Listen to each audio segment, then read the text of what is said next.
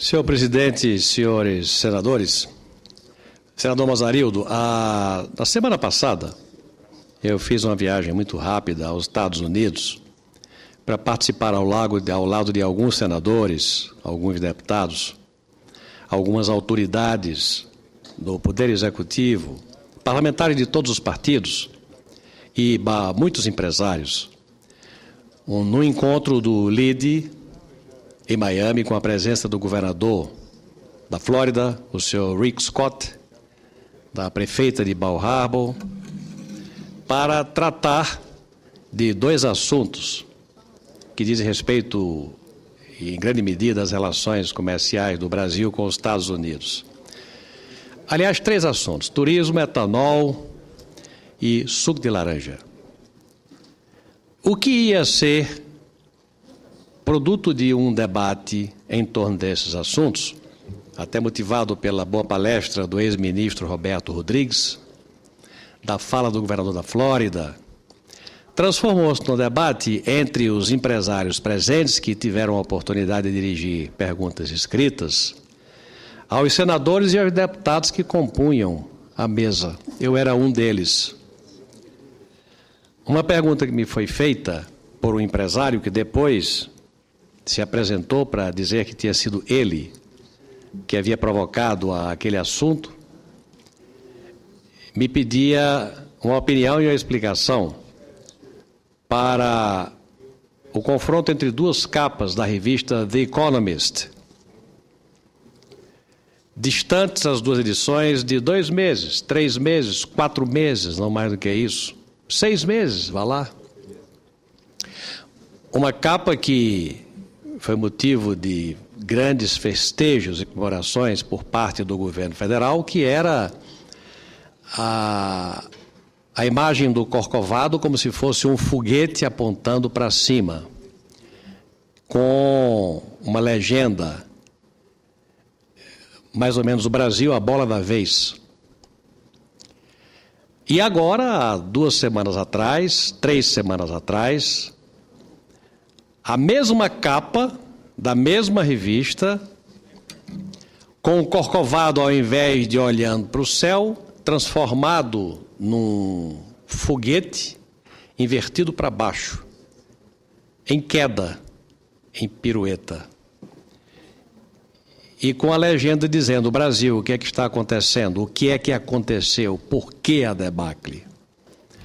Eu não vou responder ao Senado, eu não vou dizer ao Senado a resposta que dei, que não foi curta, mas a essência da minha opinião é que o Brasil, que num dado momento foi capa do The Economist como um foguete ascendente, transformou-se num foguete descendente porque não soube aproveitar os trunfos e as benesses do grande momento que viveu, com um grande superávit de balança comercial, com recorde de arrecadação, com dinheiro de sobra para investimentos, com todas as chances para, se tivesse planejamento, ter plantado uma semente muito consistente para ser o que não conseguiu ser, e essa é a razão do foguete para baixo, não conseguiu ser um país competitivo. O Brasil transformou-se num país caro. Os brasileiros que podem viajar vão comprar tudo lá fora. Dito isso, eu quero fazer algumas constatações, e faço isso como brasileiro que torce para que as coisas aconteçam e deem certo. Agora é preciso que haja reação. Como eu disse aos empresários do encontro do LEAD, se o Brasil não acordar, não infletir, não mudar de atitude, vai se transformar num país emergente de 15ª a 20ª economia no ranking mundial.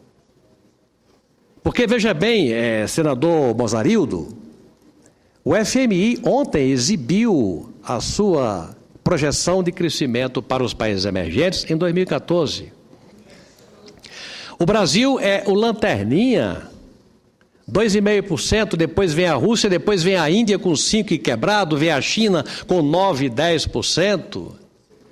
O Brasil está ridiculamente, de forma humilhante, colocado na última das posições do crescimento dos países emergentes, como uma sinalização clara de que as coisas aqui, se estão mal, vão continuar mal. Haja visto o que aconteceu ontem. Uma ótima notícia, a inflação domada caiu de 6% para 5,8%, 5,7%. Ainda a inflação preocupante, mas pelo menos não foi para 6,5% ou 7%. A inflação sem o desconto dos preços administrados, porque se tirar a inflação que o governo controla dos combustíveis, do preço dos transportes coletivos, que são os preços administrados, a inflação do Brasil já é de 8%. Se você soltar preço de transporte coletivo que é mantido no garrote, se você liberar o preço da gasolina para que a Petrobras sobreviva, e isso vai ter que acontecer e já está anunciado, a inflação hoje já seria de 8%.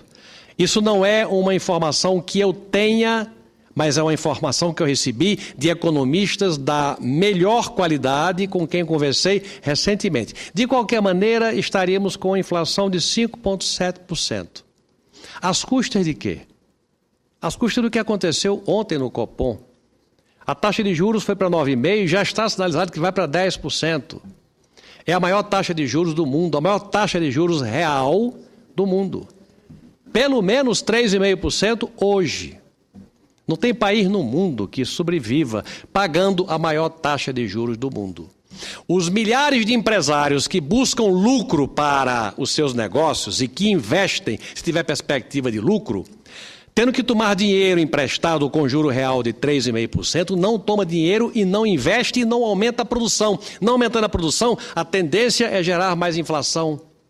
Porque a correlação entre a produção e a compra fica desequilibrada. Você tem pouca produção, mantém o poder de compra das pessoas, aquela produção que não é aumentada sobe de preço.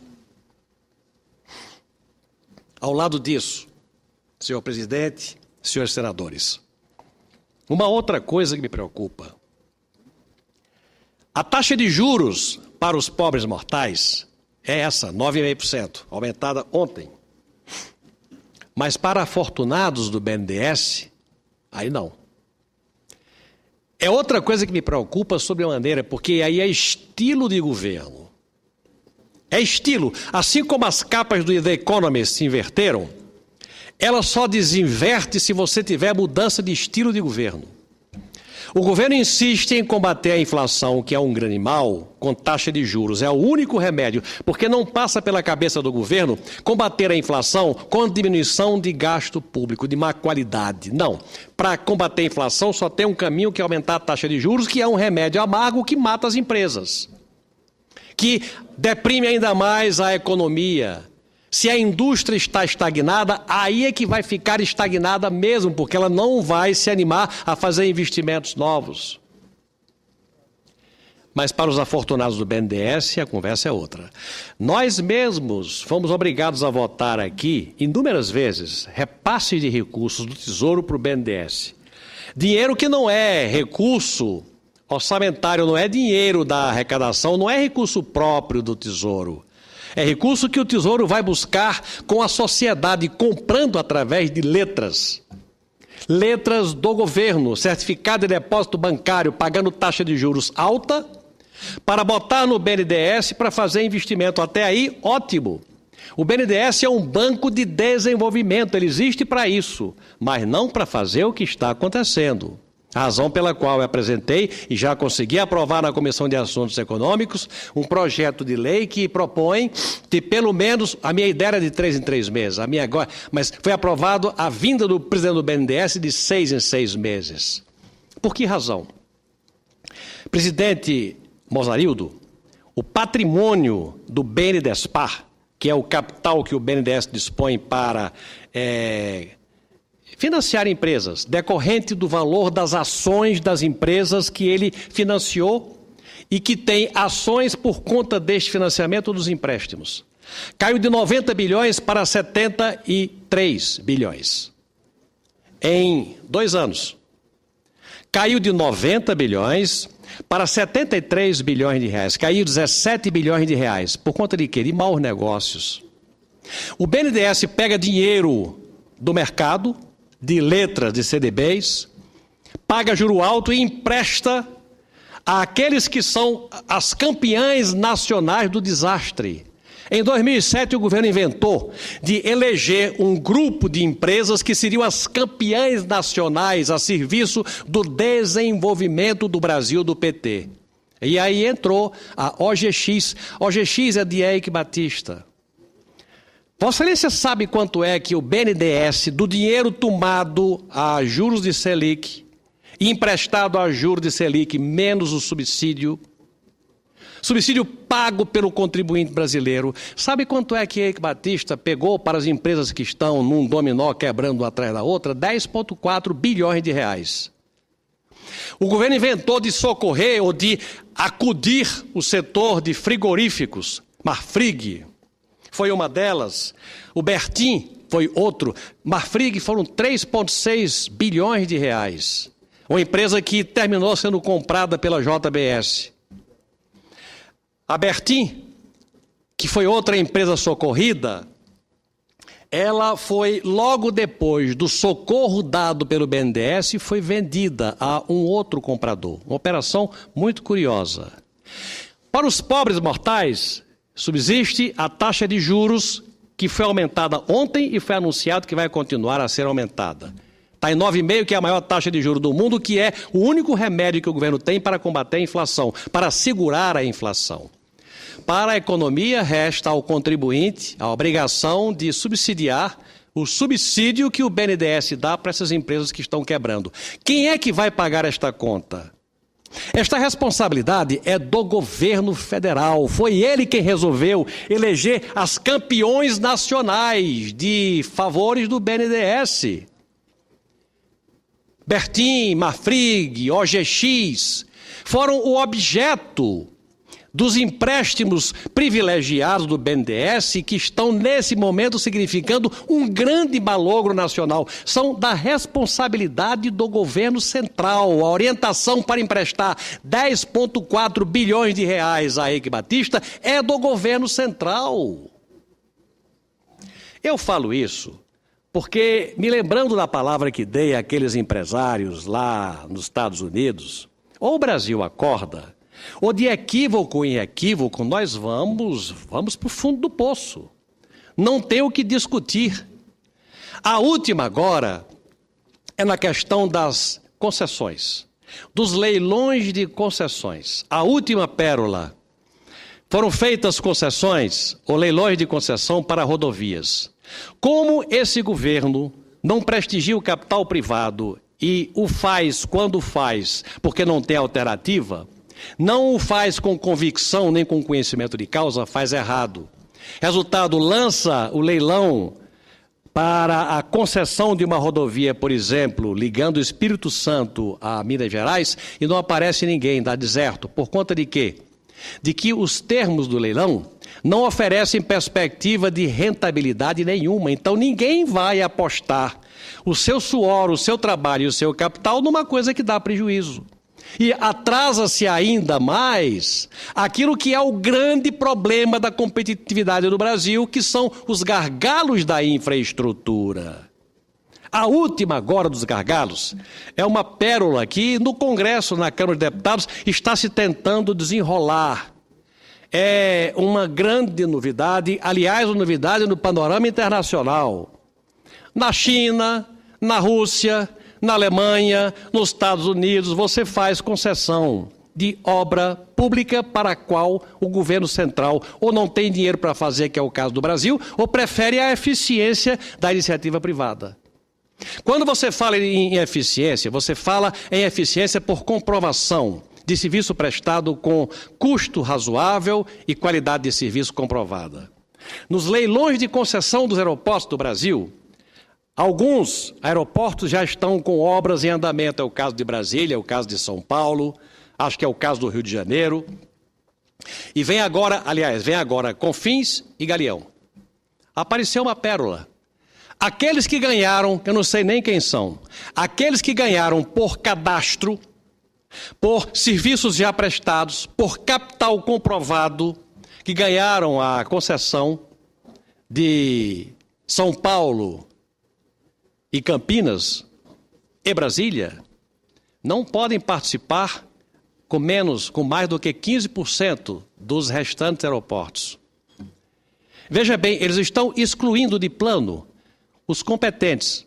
O que está por trás dessa jogada? Eu não entendo.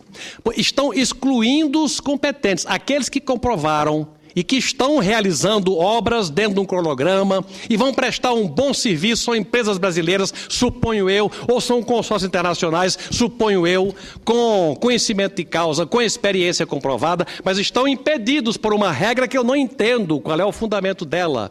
Não podem participar com mais do que 15% dos novos leilões. Está tudo errado, senhor presidente. Está tudo errado.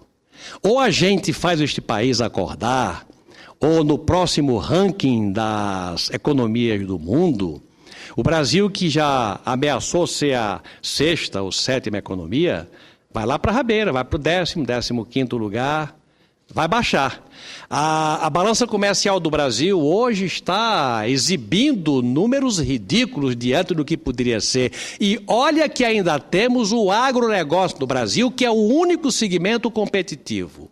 O único segmento competitivo. Não fora esse, a situação da economia brasileira seria pior ainda. Nós estamos resumidos, senhor presidente, senhores senadores, a administração de um dia a dia penoso, marcado pela falta de planejamento, pela falta de visão sistêmica. Não há planejamento de Brasil. Este governo não sabe exatamente o que é que quer de forma planejada para o Brasil. Não tem uma consolidação de um plano de provisão de infraestrutura para que a economia capitalista, que é a do Brasil, possa continuar crescendo, gerando emprego e renda de forma sustentada para os brasileiros. O Brasil não pode sobreviver como o país do Bolsa Família, que é um programa bom, mas não pode ser definitivamente o ponto só de chegada, precisa ser um ponto de partida para a saída dos inscritos para uma vida onde eles construam o seu futuro. Eu trago aqui essas colocações e essas denúncias como uma forma de colaborar, de balançar o galho para ver se este país acorda, senhor presidente, senhores senadores, antes que seja tarde. Obrigado, senhor presidente.